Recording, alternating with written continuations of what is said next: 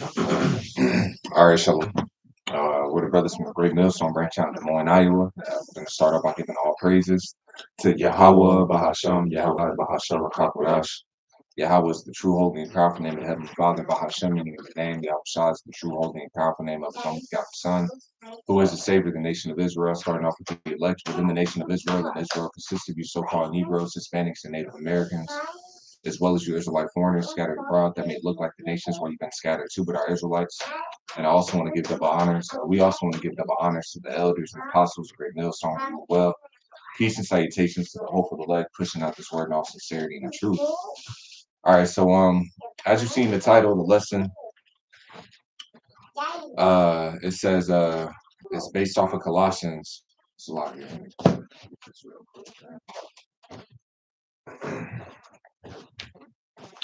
All right, so as you see the title of the lesson, based off a precept in the book of Colossians. All right, and then we actually brought this out on the line, and when it came out, I had some more precepts that came to my spirit, and I was meditating on it this morning. And we're just gonna go into it through the spirit, man. All right, so without further ado, I'll grab this in the book of Colossians, the 3rd chapter. All right, good. Uh, So it's the book of Colossians 3, and verse 1.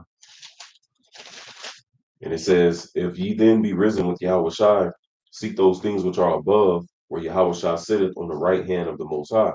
mhm. Set your affection on things above, not on things on the earth." All right, so our affection, all right, should be on things above, man. Now, going into affections, it's been a while since I went into this, but it's pretty much your mind, your emotions, what you're attached to, things going along that vein.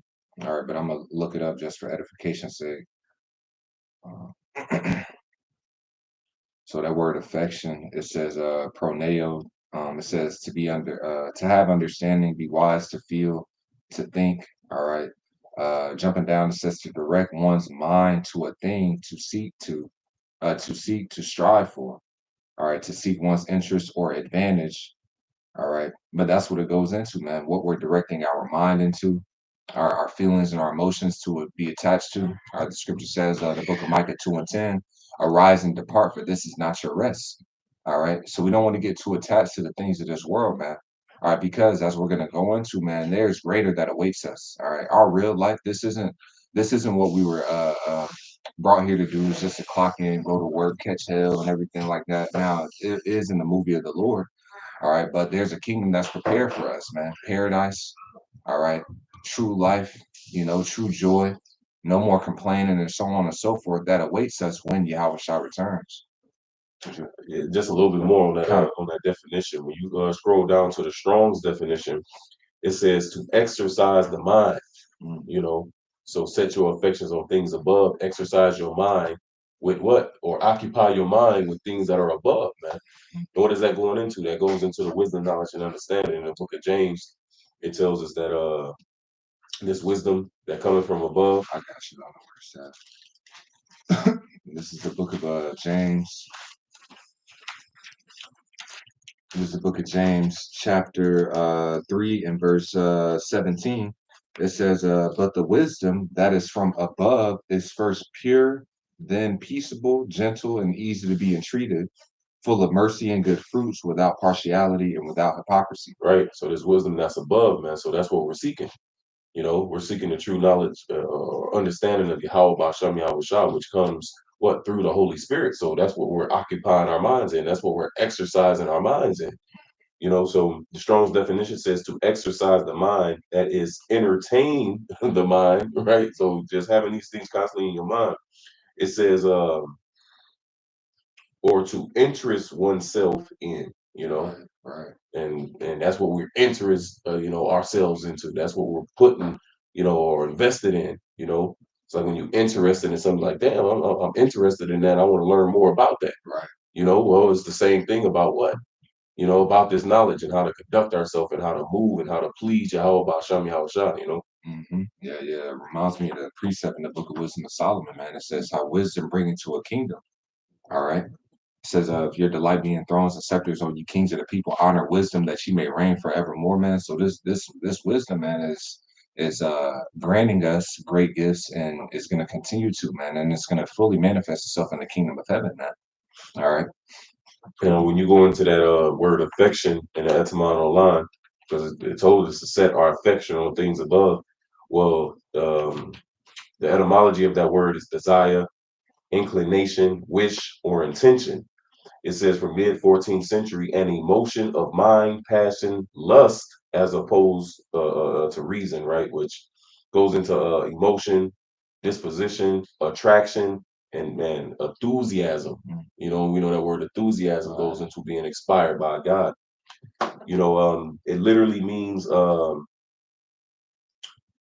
a facere to do something or to act on. You know, to make or to do. So it literally means to do or to perform pretty much, man. So if we're setting our affection on things above, is action. It's things that we put into effect. Yeah, just on that point, Sirach chapter 51 and verse 16, I bowed down my ear a little and received her and got much learning, and I heard that he's speaking of his wisdom. It says, I profited therein, therefore will I ascribe the glory unto him that giveth me wisdom. For I purpose to do after her, and earnestly I follow that which is good. So shall I not be confounded. My soul hath wrestled with her, and in my doings I was exact. I stretched forth mine hands to the heaven above and bewailed my ignorances of her. But it's saying that what, man, he purposed to do after her. All right, meaning that what, man, his mind was set on applying this wisdom. All right, living this wisdom, right? Next verse, verse 20, I directed my soul unto her. So his affection was on what? On this wisdom. He directed his soul unto her. All right, it reminds me of what the Lord told Ezra, man. All right, he told Ezra, he said that you have called understanding thy mother and wisdom thy sister, roughly paraphrasing it, man. I got you. This is the book of Second Esdras, chapter 13, and verse 54. It says, "For thou hast forsaken thy own way and applied thy diligence unto my law and sought it. Thy life hast thou ordered in wisdom and hast called understanding thy mother." That's right, man. So his mind was engulfed, all right, just like we read about, well, we're reading about another one of our forefathers whose mind was just engulfed in the Lord, man. All right. Engulfed in this wisdom in the Lord. And it's the same thing with us, man. Yahawashi, he is our life. All right. He is our being, man. We live and breathe and hey, like people in the world or niggas in the world, they used to always say, man, ball is life, you know, talking about throwing a damn hoop in a ball in a damn basket. That was their life. They woke up. You had niggas that even certain great athletes, man, they'll sleep with their basketball. You know what I'm saying? Nigga, LeBron sleep with pajamas with basketballs on them and shit. Right. But it's just signs of how engulfed his mind is into it, man. It reminds me of that show was on like Nickelodeon or some shit. I think it was like Ned's Declassified. You had one nigga, he was walking around everywhere with a damn basketball jumpsuit on and spinning the basketball on his finger everywhere, man. But that's all his mind was into, man. So when it comes down to us, like it says in the book of Sirach, the 39th chapter, it says that our mind is supposed to be given over to prophecy, man. Our mind is given over into this wisdom. We're into these parables.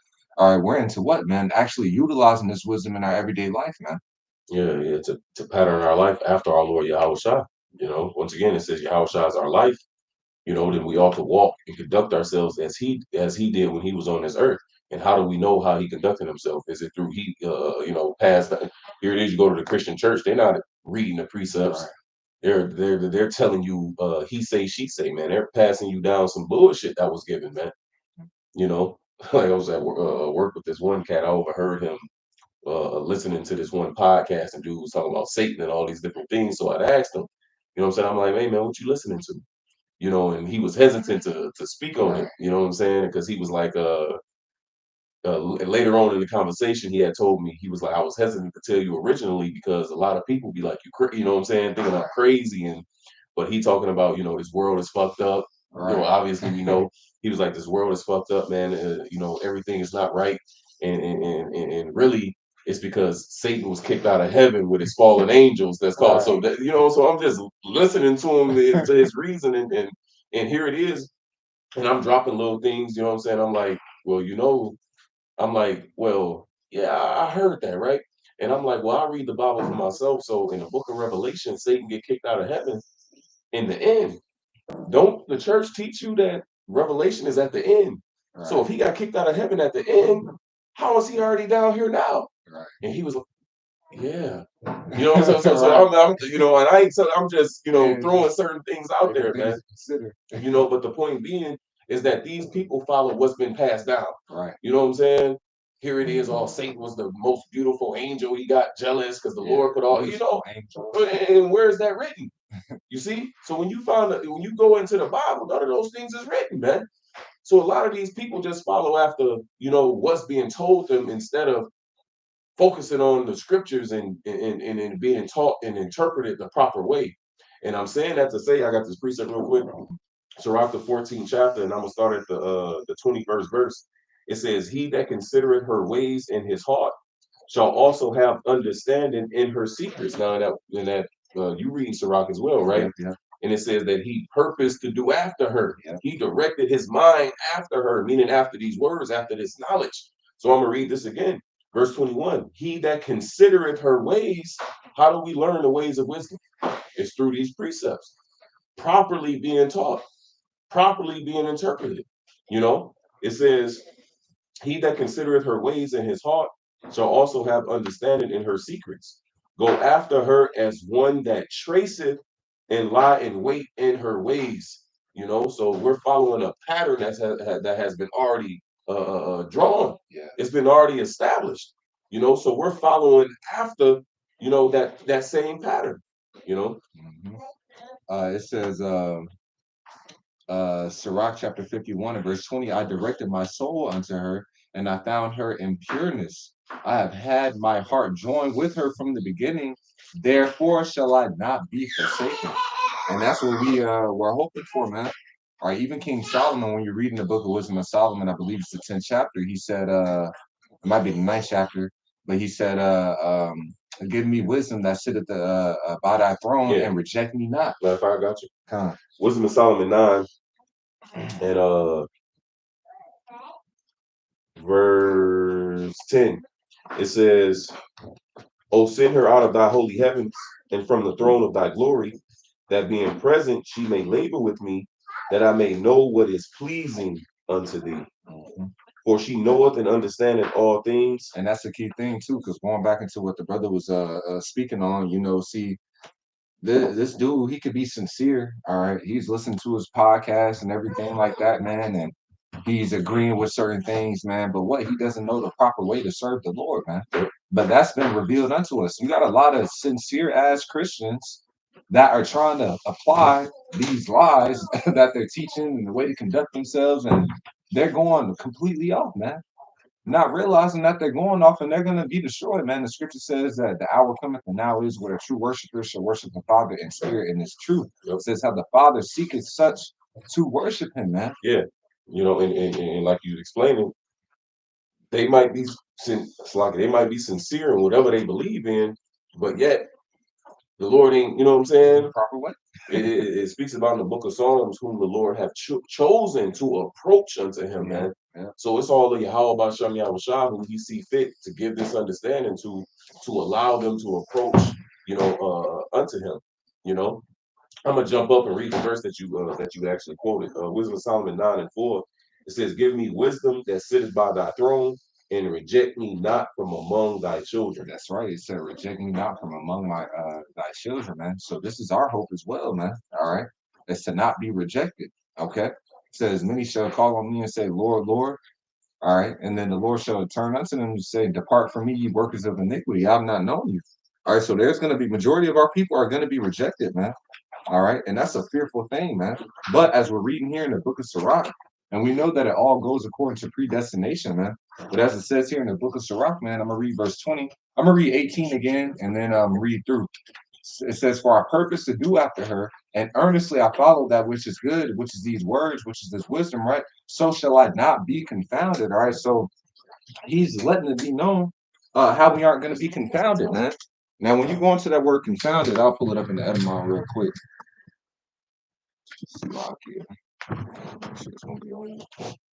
Now, just going into that word confounded, man. So if we earnestly do after her, if our affection is on things above, which is this wisdom, right? We will not be confounded. It says, the I got you right here. water. Confound, circa 1300 in the etymological line, to condemn or curse, also to destroy utterly. Right. So we're being taught how we don't get destroyed, which we know majority of our people are going to be destroyed, man.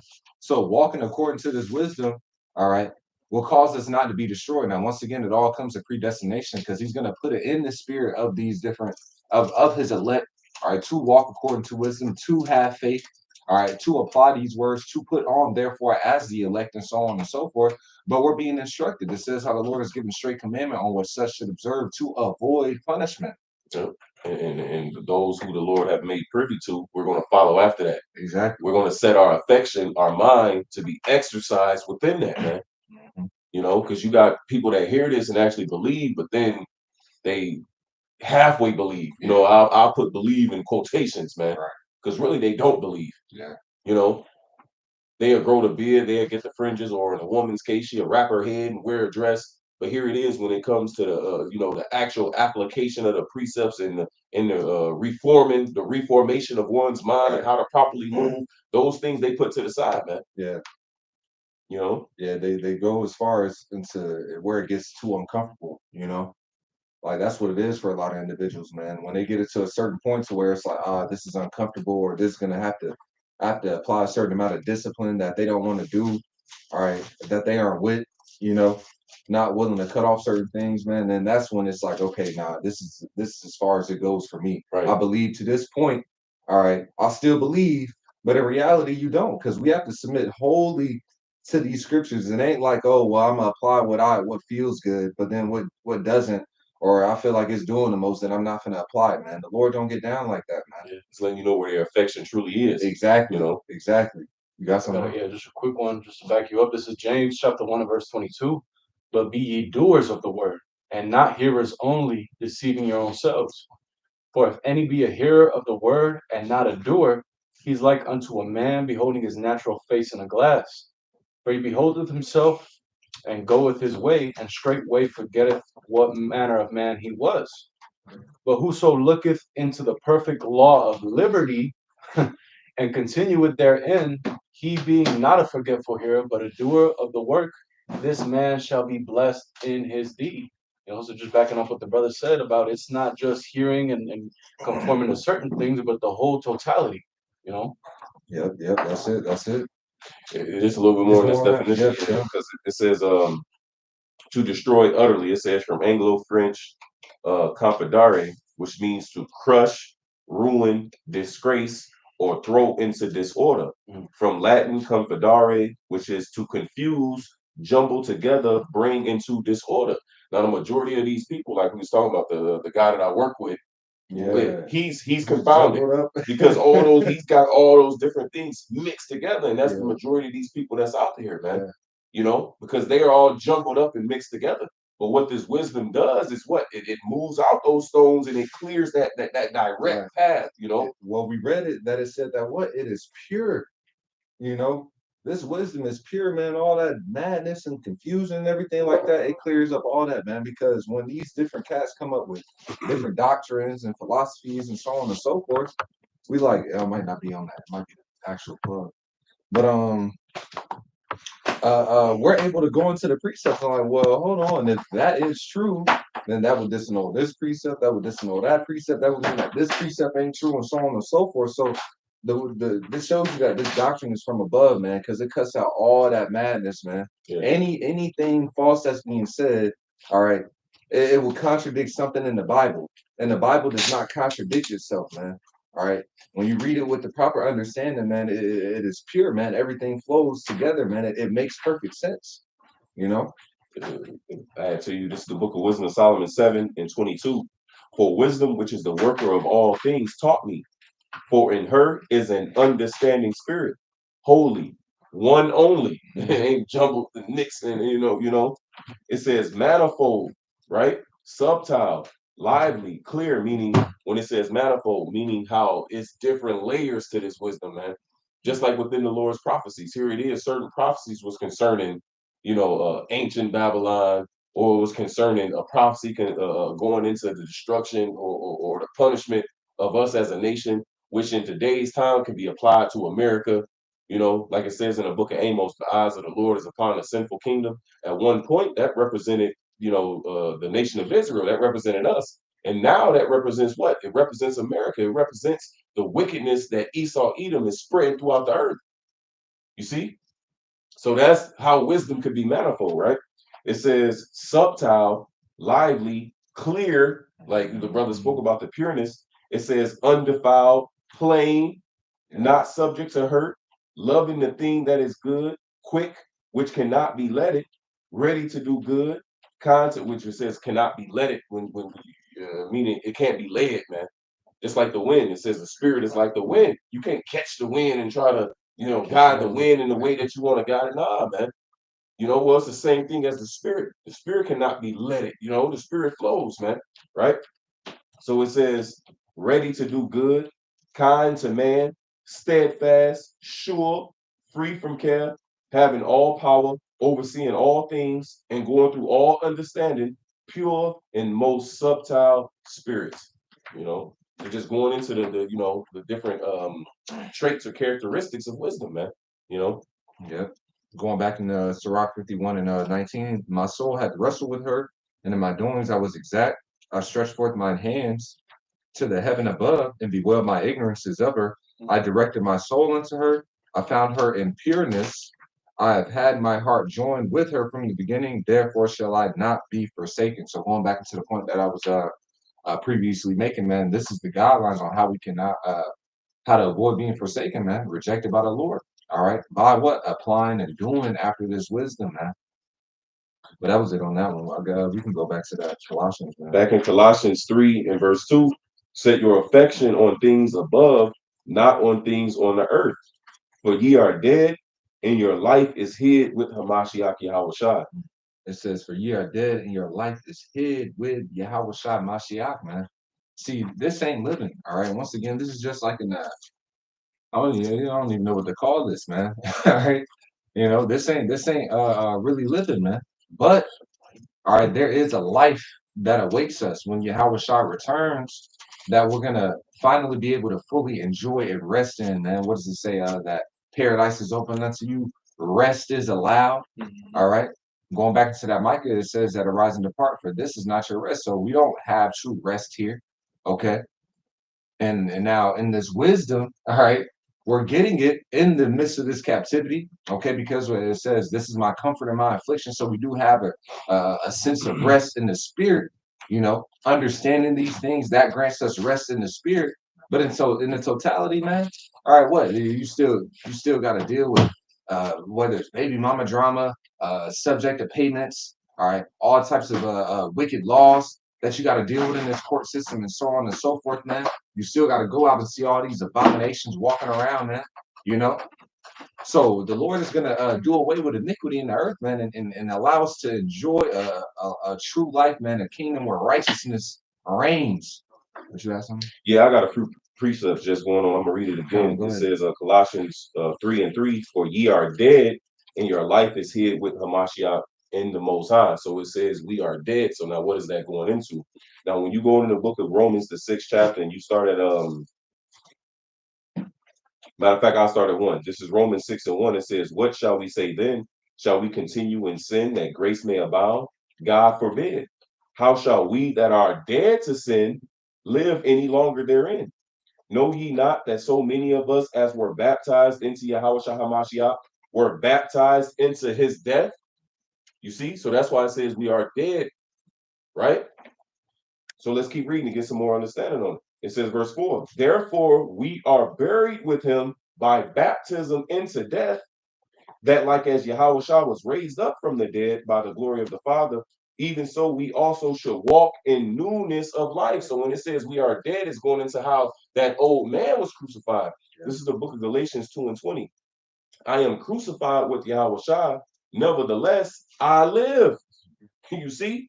So it's going into how we mortify our members, man. Going back to that Colossians 3, Paul is going to further explain why he said that we were dead.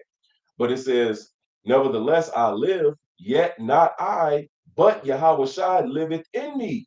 And the life which I now live in the flesh, I live by the faith of the Son of the Most High, who loved me and gave himself for me, man. You see? So when he said that we are dead, man, meaning we're dead to this place, we're dead to this world. We're dead to this way of life, and we're dead to this flesh. Now, of course, we live in the flesh, but what are we doing? We're yielding our members, as this Romans 6 says, unto righteousness, man. You know, walking in the ways that's pleasing unto Yahweh by Shem Yahawashi, right? And going to that James that the brother read, it spoke about what the law of liberty. See, the Lord we have you know, Jake. What they had that one guy. Y'all make serving the Lord look boring. You know, then one guy said, I ain't trying to be woke and broke. See, a lot of these people just want to still fulfill the lust of their flesh, man. Right. But here it is within this walk of ours, the Lord gives us liberties that we're still allowed to do. Right. You know? Right. That's why that's why the Lord said his laws is not grievous, man. It's like here it is, you just cut in the corner, you know, not you just meditate, you know what I'm saying? If anything, man, Christianity puts you in a box, bro. Yeah. You telling you you can't have you know out of wedlock. Yeah. That's fornication. If you know, You better not look at no woman. I think she's pretty. You can't gamble. You can't use foul language.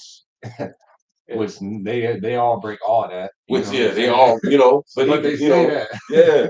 But here it is, the law of the Lord. There's liberty within the law of the Lord, man. Yeah. You know what I'm saying? You go have you a little drink. Just don't have to give yourself over to that. You know what I'm saying? You can go and play pool or whatever. Right. Whatever. How can I put it? Whatever pleasure you have without giving yourself over into it that's lawful unto you. How about Shem Yahawashi, man? Yeah. You know. But I'm gonna keep reading this Romans 6:5.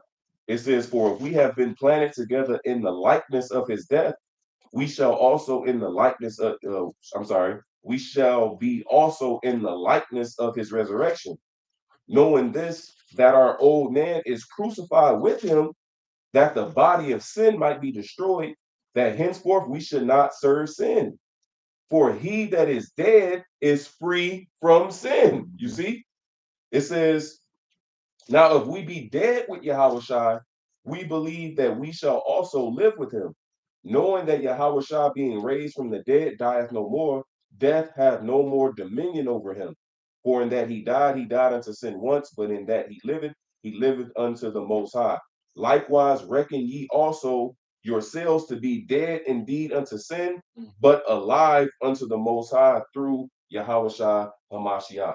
Verse 12, let not sin therefore reign in your mortal body, that ye should obey in the lust thereof, man. So that's what Paul is telling us, man. We're dead to this place. We're not invested, or we're not looking for the prosperity or within this place. That goes into what Yahweh Shah told us about denying ourselves.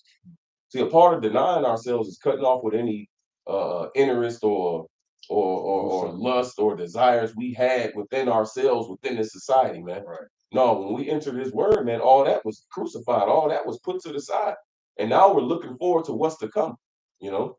Yeah. I had wanted to back you up a little earlier. This is First Peter chapter 3, and I'll just start get to the point of verse 20. It says, which sometime were disobedient, when once the long suffering of the Most High waited in the days of Noah, while the ark was preparing, wherein few, that is, 8 souls, were saved by water. The like figure whereunto even baptism doth also now save us, not of the putting away of the filth of the flesh, so not that physical dunking you in some water. It says, but that answer of a good conscience toward the Most High by the resurrection of Mashiach Yahushua. And that just goes back into what the brother had read about being baptized into the Lord's death. Our life is hid and we live through Yahushua.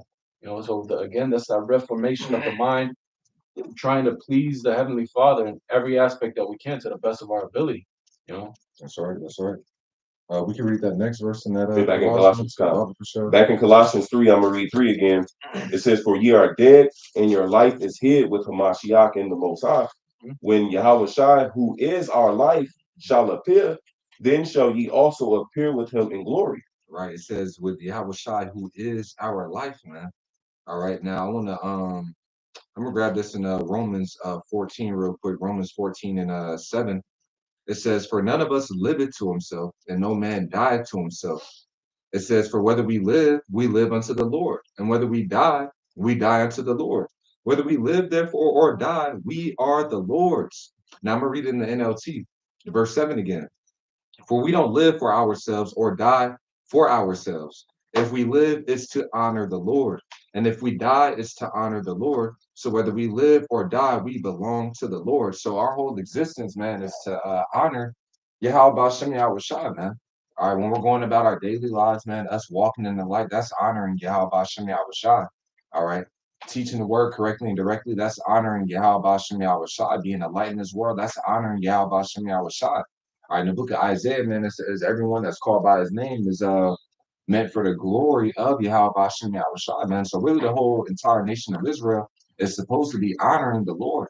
All right. But the only ones that the Lord is delighted in or pleased in this time period are those that are walking with wisdom. It says that the Lord loveth none but him that dwelleth with wisdom, man. So those that are actually walking with him, that are applying these words, man, like it says in the book of Second Maccabees, the 7th chapter, all right, that Moses said in this psalm, man, that the Lord hath comfort in his servants, man. So those that are serving him, those are the ones whom the Lord is comforted in, man. All right. And out of our Ratazah, we can have that same testimony that Noah had, man. All right, Noach, which means a comfort. All right. See, Noah, he walked with the Most High. It says that, man. All right. And since he walked with the Most High, look what the Lord did for him, man. Delivered him from the multitude of spirits, man. Out of all the multitude of spirits, man, the Lord delivered Noah and his household, man. All right. Because what? He walked with the Most High. So the same thing with us, man. All right. But we have to be engulfed and we have to be really walking and applying these things, man. Yeah, well, living. It says Yahweh Shah, our life. So we live according to what's written, man. We live through Yahweh Shah like we read, and Yahweh Shah comes what through the volume of the book. This is the book of Psalms 91 and 9. It says, "Because thou hast made Yahweh Shem Yahweh Shai, which is my refuge, even the Most High, thy habitation." Man. Yeah. So we dwell, within this, man. This is our life. Yep. Yep. You want me to go back?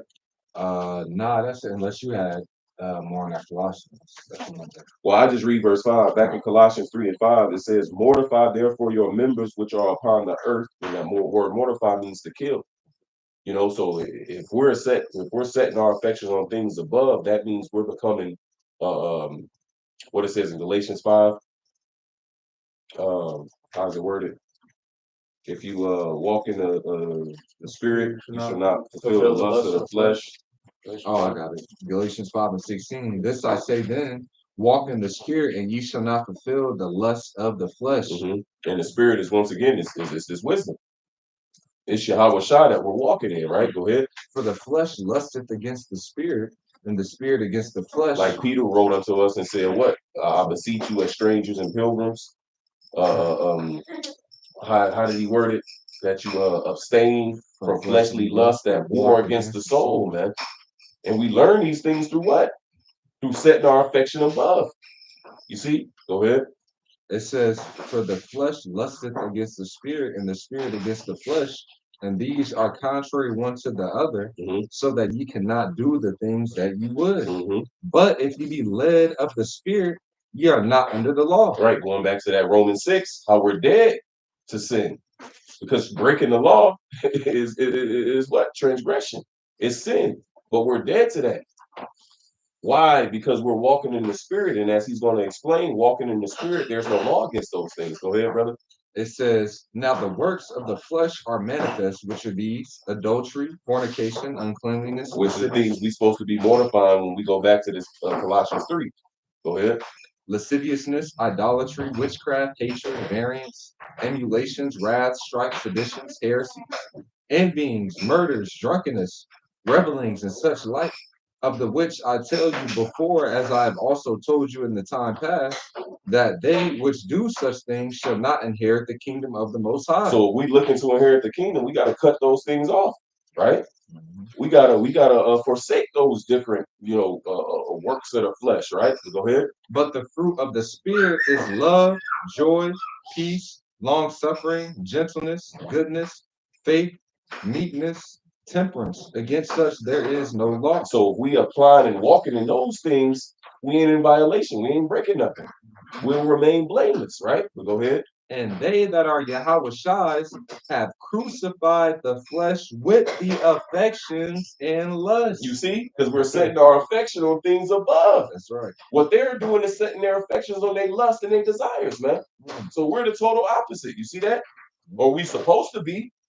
You can just finish it out, brother. If we live in the spirit, let us also walk in the spirit. Yahawashi, who is our life, man. Yeah. You know, go ahead. Let us not be desirous of vainglory, provoking one another, envying one another. Exactly, because that envy goes back into what? One of the works of the flesh. So I'm gonna go back to this Colossians 3. I'm gonna read 5 again. Mortify therefore your members which are upon the earth, fornication, uncleanness, inordinate affection. One of those, same thing he wrote unto the Galatians, right? Evil concupiscence and covetousness, which is idolatry, for which things sake the wrath of the Most High cometh on the children of disobedience. So we understand that the Lord is going to punish these, rebels of our nation because of what? Because of the things that they're continuing to do. But salvation is going to come upon the elect for what? For mortifying and cutting those things off, for setting their affection on what's on high, which is this wisdom, and which allows them to properly know, like, nope, I can't be doing that. Nope, I gotta cut that off. You know, and they're walking in the spirit more and more each day, man. Yeah. You know, And the scriptures talk about pretty much knowing yourselves, man. All right, know you not your own selves, but it's one in the book of Sirach. I just had it in my mind, man. Yeah. It says prove what is evil unto it and give it not unto it. That's right. And that's learned in the spirit, because every brother has their particular balance and everything like that. And once again, these are things that are all lawful. All right, but it says all things are lawful for me, but all things are not expedient. All things are lawful, but I will not be brought under the power of any. I mean, I'm not going to allow these different things that I am able to do to take control over me, Yeah. right, to where it's taken away from the spirit. Like Proverbs 31. Yeah, You know, put a it knife is. to that throat. Well, I was thinking of the one where Oh, it you says said strong drink is not given, it's not for princes, lest they drink and forget the law. right. Here it is. The Lord said he made wine to make men merry. Right. So then he turned around and said, what? It ain't for you to drink it? No, man. It's talking about having proper control over it. Not having that. It says, lest they drink and do what? Forget the law. You see? So it's talking about a proper, like the brother said, temperance, a discipline, a balance, even with women. It's not unlawful for you to have women. The law says, you can have multiple wives, right? But it also says in Proverbs 31, going back to that, it says what? Give not thy strength unto a woman, man. So these are different things that we have to actually implement and walk in. That's right. Through the spirit. Because once again, dealing with a woman is not unlawful unless she's married. Right. But if you're dealing with a single woman, there's nothing wrong with that.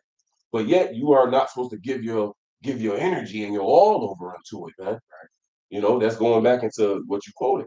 All things are lawful, but all things I will not be brought under the power of any. Yeah, I just butchered it, but Yeah, even when you read that in other translations, man, it pretty much it says like I will not one of them says like I'll not allow these things to have control over me.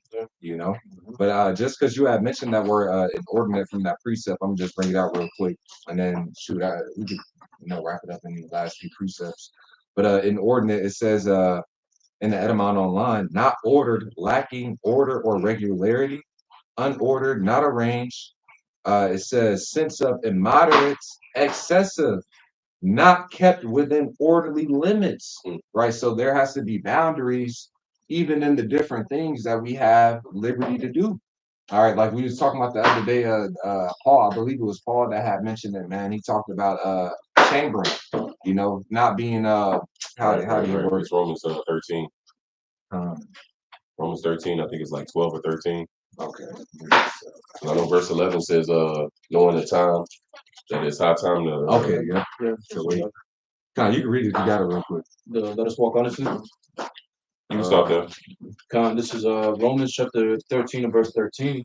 Let us walk honestly, as in the day, not in rioting and drunkenness, not in chambering and wantonness, not in strife and envy. Right. Now he had mentioned that not in chambering, so like the brother said, you can deal with women and that's lawful and everything like that, but he's saying not being given over unto that. All right, what are you doing in the bed chambers, man? All right, you ain't playing tic-tac-toe. Okay.